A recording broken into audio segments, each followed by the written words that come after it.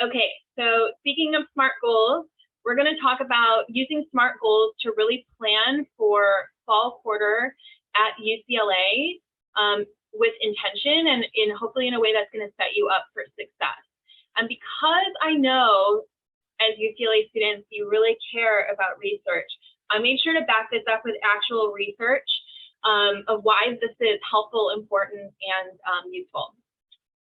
So if you didn't know, there is actually a weird amount of research on goal setting. I don't know why that surprises me, but for some reason it does.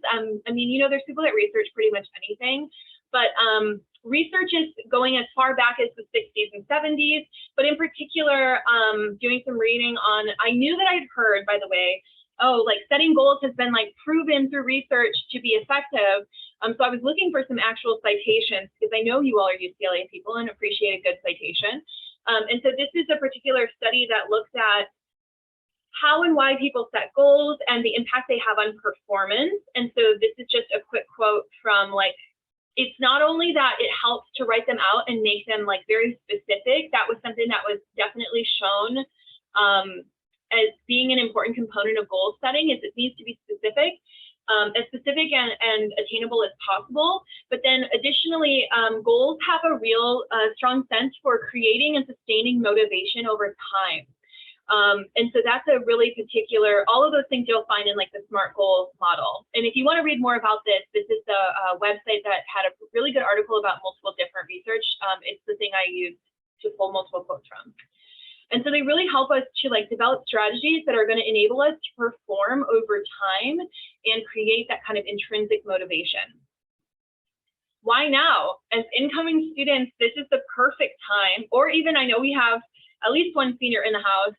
This is a perfect time to set yourself up for success for the quarter and really take a couple moments to think about, what do I want to achieve?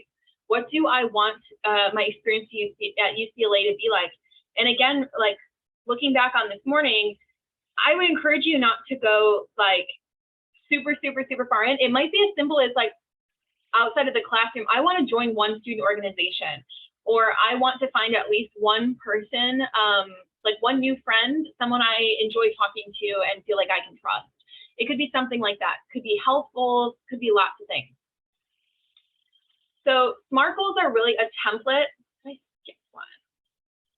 Always going back and forth. Okay, so here's the other, well, I'm giving myself PowerPoint whiplash. Okay, there actually is research to back this up in addition to the one shared before, but this study was on Harvard MBA, by Harvard MBA students studying goal setting. And this one I thought was especially interesting because it was college specific. So they did this study while asking students, have you set clear written goals for your future and made plans to accomplish them? And they asked students, I believe it was as they were graduating. Out of folks they asked, which I would like to think this is probably before SMART goals were like a thing so much. So maybe the number would be higher now, but only 3% of graduating folks had written goals. And about 13% of the folks they spoke to had goals, but they weren't in writing. They were just sort of like thinking about them in their head. So 84% of all students surveyed in this study did not have any specific goals at all. And I think that it's important to think about, like, based on where they did this study, these are like peers of yours. Like, these are extremely smart, motivated people. And so even among smart, motivated people, sometimes folks don't take the time to actually like write out or set goals for themselves. But this last part will show you why it can be really helpful. 10 years later, the students were supposedly interviewed again, and the findings were astonishing. The 13% who had goals but hadn't written down were earning twice as much compared to the 84% with no goals at all. And the 3% who had written goals were earning 10 times out of the other 97% put together. So I'm sure that this could be an anomaly, but it seems like it's a pretty tangible reason. Whether this is like a perfect study or not, I'm not sure. But I will say, like, this could even be your motivation for wanting to set goals for yourself. Is like there's a clear correlation between motivation and achievement. And I think having things in writing really helps cement that you're working towards something. So this is like introducing the idea of SMART goals. So SMART is a acronym. This is not my favorite font choice for the top, but I did think it was like readable. So SMART stands for specific, measurable, attainable, relevant, and timely. Sometimes you'll see different variations of definitions for the letters, but they're always meaning the same kinds of things. And so specific, you want to be as specific as possible about your goal. That could make it a long statement or a short statement. I'll tell you that I'm about to walk through like a really simplistic goal, but probably a really worthwhile one. Maybe one I'm setting for myself for this quarter. Right after this, where I'm going to give you an example of how I would write a SMART goal for that example. And so you want to define as much of the goal as you're able to at that point in time. Who, what, where, when, why kinds of things. That you want to be specific about your goals.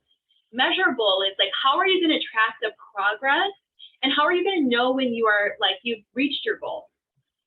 Attainable is like, is it reasonable that this goal can be accomplished? And outline any steps that you would need to take or measures you would need to take in order to make it attainable. Relevant is this a worthwhile goal? So like sort of like philosophically, why do you want to reach this goal? What is it going to do for you? What's it going to do for your future self?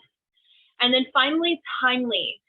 They found that a lot of goals that are most effective are ones that are time bound. So I've seen this written as timely, timeliness, or time bound on different SMART goal templates. And so creating a date or a deadline for yourself, saying by December 15th, I'm going to finish this project. And it's not that you actually have to be done by that date, but that's the date you're saying, like, I'm going to check in with myself and see where I'm at. So now my completely cheesy example. My computer does not like me today. Okay, my example is I want to drink more water. I know y'all are new, but I love when I post to the transfers Instagram, I regularly include like silly gifts about hydration and staying hydrated. Because I think we could all use like a reminder to drink a glass of water from time to time. So the example I'm going to use, although it's cheesy, is my specific is I'm going to drink more water. I think I should take this on, by the way. If anyone else is in, we could be accountability buddies.